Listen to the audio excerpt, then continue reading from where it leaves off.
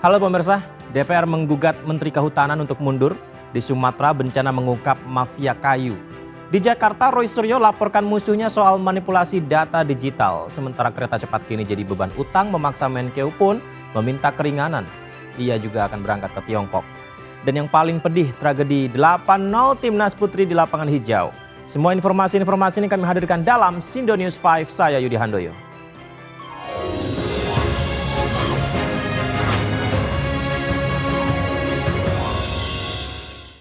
Kita awali dari rapat dengar pendapat antara Menteri Kehutanan dan Komisi 4 DPR yang berlangsung tegang dan panas kemarin. Kursi menteri benar-benar digoyang setelah kerusakan lingkungan akibat pembalakan liar dan tambang ilegal di Sumatera jadi sorotan utama. Anggota Komisi 4 DPR Ahmad Husin bahkan secara lugas melontarkan kritik pedasnya yang bukan sekedar evaluasi melainkan desakan supaya Menteri Kehutanan mundur karena dinilai gagal total menjaga paru-paru negeri. Menjadi cerminan ketidakpuasan parlemen atas respon pemerintah yang dianggap lamban, tidak efektif dalam menghadapi krisis lingkungan yang masif.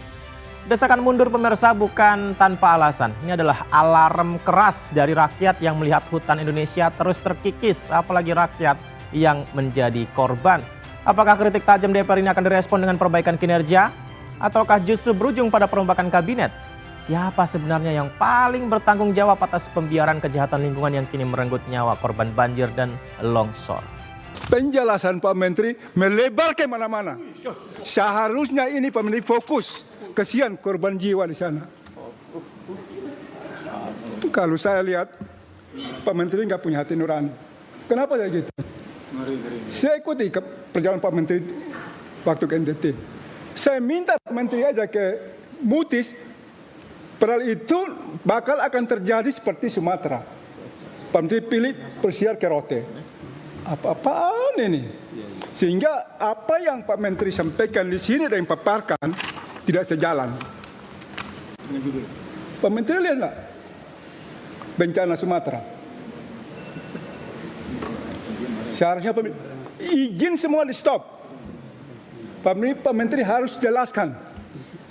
Berapa tahun harus penanaman ulang dan seperti apa sebenarnya Ibu Ketua, pohon yang diameter 2 meter, diameter 2 meter bisa tumbuh kembali. Sehingga inilah tanggung jawab Pak Menteri. Pak Menteri tidak boleh lempar ke yang terdahulu.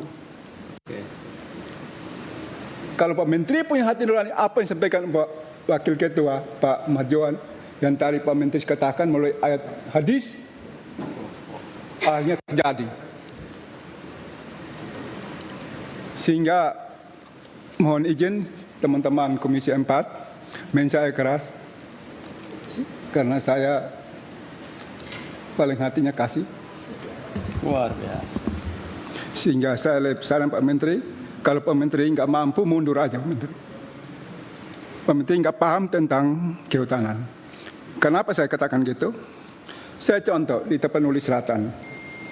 Bulan Oktober Pak Menteri keluarkan izin. Bupati sudah katakan, Syukur izin ditutup. Sepertinya beberapa hari ini akan menjadi hari yang sibuk untuk Menteri Kehutanan. Salah satunya pemirsa contohnya. Setelah kemarin beliau didesak habis-habisan oleh parlemen, Menteri Kehutanan juga langsung bergerak cepat merespon bencana Sumatera ini. Tidak main-main, Menteri Kehutanan langsung menggandeng Kapolri untuk membentuk satuan tugas Satgas khusus. Dan fokus utama Satgas ini menginvestigasi temuan gelondongan kayu besar yang diduga kuat jadi bukti adanya pembalakan liar skala besar di hulu sungai.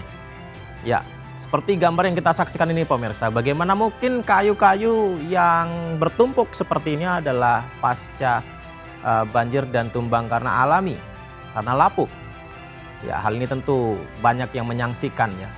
Dan langkah ini menunjukkan adanya pengakuan tidak langsung dari pemerintah bahwa bencana ekologis Sumatera bukan murni fenomena alam, melainkan akibat kejahatan terorganisir yang memicu banjir bandang. Satgas gabungan pemirsa dibentuk oleh Menteri Kehutanan. Harapan baru bagi masyarakat menuntut keadilan. Seberapa efektif Satgas ini mampu membongkar jaringan mafia kayu yang selama ini seolah tak tersentuh hukum? Akankah investigasi ini terhenti di tingkat lapangan atau berani menyeret aktor intelektual atau pejabat yang mungkin terlibat?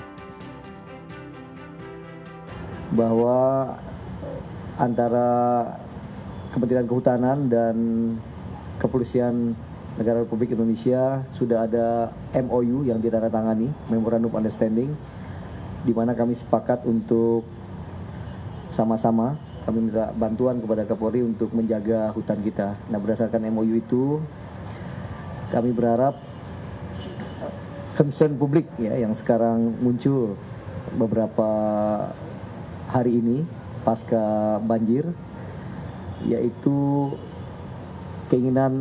keingintahuan publik tentang asal usul di mana material kayu yang terbawa banjir itu berasal.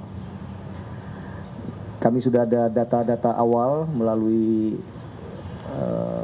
penerbangan drone ya ke daerah-daerah terdampak, dan juga ada teknologi namanya AICO untuk melihat semacam anatomi kayu ya, yang mudah-mudahan ini bisa menjadi indikasi awal di mana asal muasal kayu itu berada. Dan kami berharap sekali lagi nanti kerjasama dengan Kepolisian Negara Republik Indonesia kita bisa sesegera mungkin mengungkap dari mana asal muasal kayu tersebut, dan tentu apabila ada unsur pidananya akan kita tegakkan bersama-sama. Ya, dan yang harus diingat pemerintah adalah satu nyawa saja sangat berharga, apalagi korban jiwa akibat bencana di Pulau Sumatera hingga 800 lebih. Ya, semoga pemerintah ada upaya fakta yang jelas ya, yang realistis di lapangan. Kita ke panggung politik digital ibu kota pemirsa yang lagi-lagi memanas. Roy Suryo secara resmi melapor ke Polda Metro Jaya menyeret nama Andi Azwan dan Joshua Sinambela atas dugaan kejahatan serius, editing, manipulasi data elektronik, dan penyebaran berita bohong. Laporan ini bukan sekedar konflik personal, melainkan pertarungan hukum yang melibatkan pasal-pasal krusial dalam Undang-Undang ITE.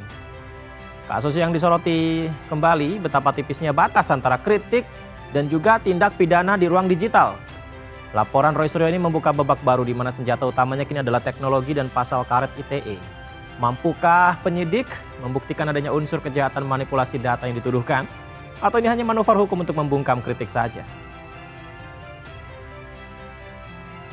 Intinya begini, apa yang dilakukan saudara AA dan dibantu oleh orang yang mengaku ahli digital forensik, ya, saudara JS itu, yang malam hari itu dia berdebat malah dengan AA di acara itu, malah yang aku ahli itu, saya, jadi dia gugup sekali, saya tidak tahu file ini.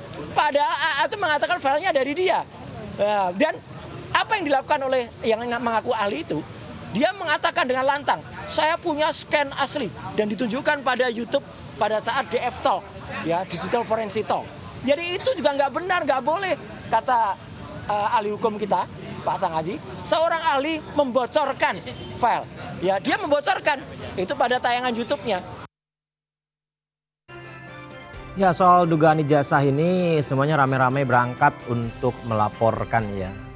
Ini berikutnya informasi ini tentang keberangkatan juga pemirsa. Ini tentang berangkat ke Cina untuk negosiasi utang. Jubah kebanggaan proyek kereta cepat yang ternoda beban utang. Menteri Keuangan Purbaya terang-terangan siap bernegosiasi lagi dengan Tiongkok. Dan ini bukan sekedar negosiasi biasa, ini adalah taruhan harga diri setelah biaya proyek cost overrun yang membengkak tak terkendali. Dan akhirnya Menteri Keuangan Purbaya Yudi Sadewa juga dikabarkan akan berangkat ke Cina. Negara kini dipaksa kembali ke meja perundingan mengindikasikan posisi tawar Indonesia yang tidak sekuat yang dibayangkan. Siapa yang harus bertanggung jawab atas manajemen proyek yang membuat kita harus mengemis keringanan kepada investor asing? Keputusan Menkeu ini harus dilihat sebagai upaya penyelamatan dengan resiko besar. Apakah Tiongkok akan memberi keringanan atau justru menggunakan kesempatan ini untuk menguasai lebih banyak konsesi? Wah, jangan sampai ya. Indonesia tidak boleh terjerat dalam perangkap utama yang mengancam kedaulatan ekonomi jangka panjang. Kita berharap upaya pemerintah berhasil menyelamatkan muka negara. Kita harus menanggung bunga yang mahal dari proyek prestis yang apakah ini salah hitung? Jadilah, cuman kita belum saya bilang begini, saya nggak tahu di Cina ketemu siapa, China Development apa NDRC-nya. Nanti kalau udah clear ketemu siapa dan skemanya seperti apa, baru kita ke Cina. Kalau nggak saya bingung ke Cina ketemu siapa, nggak jelas. Dari tengah upaya pemerintah memperjuangkan untuk bicara soal negosiasi utang WUS ya, perjuangan juga ada di Thailand, di mana timnas sepak bola putri di laga perdananya berjuang menghadapi tuan rumah Thailand. Namun papan skor SEA Games mencatat pilu. Timnas putri kita dibekuk Thailand dengan skor yang sangat telak, 8 gol tanpa balas. Ini bukan sekedar kekalahan, ini tamparan yang membuktikan jurang kualitas antara kita dan Thailand. Permainan tanpa daya di lapangan menunjukkan sepertinya ada salah fundamental di pembinaan sepak bola putri. Jargon Garuda di dadaku seolah hilang ditelan lapangan. Kegagalan ini menuntut evaluasi, bukan hanya menyalahkan pemain. Tidak serta-merta semuanya salah pemain. Harus muncul pertanyaan, mengapa timnas putri kita terus menjadi lumbung gol di kancah Asia Tenggara, baik melawan Thailand atau Vietnam? Siapa yang bertanggung jawab atas minimnya support dan program jangka panjang yang membuat tim ini tertinggal jauh? Apakah federasi sudah serius membangun masa depan sepak bola wanita atau hanya fokus pada tim putra saja? Kekalahan 8-0 ini harus menjadi titik balik, bukan hanya statistik yang seperti yang kita lihat 8-0 di Gilas Thailand. Pemirsa, dari hutan yang dihianati hingga prestasi yang disorot, semua masalah ini berpangkal pada satu hal, keberanian menunjuk siapa dalangnya. Kita tunggu apakah desakan parlemen dan bukti bencana akan dijawab dengan ketegasan atau kita akan kembali menutup mata. Yudi Handri pamit, terima kasih menyaksikan Sindo News 5. Sampai jumpa.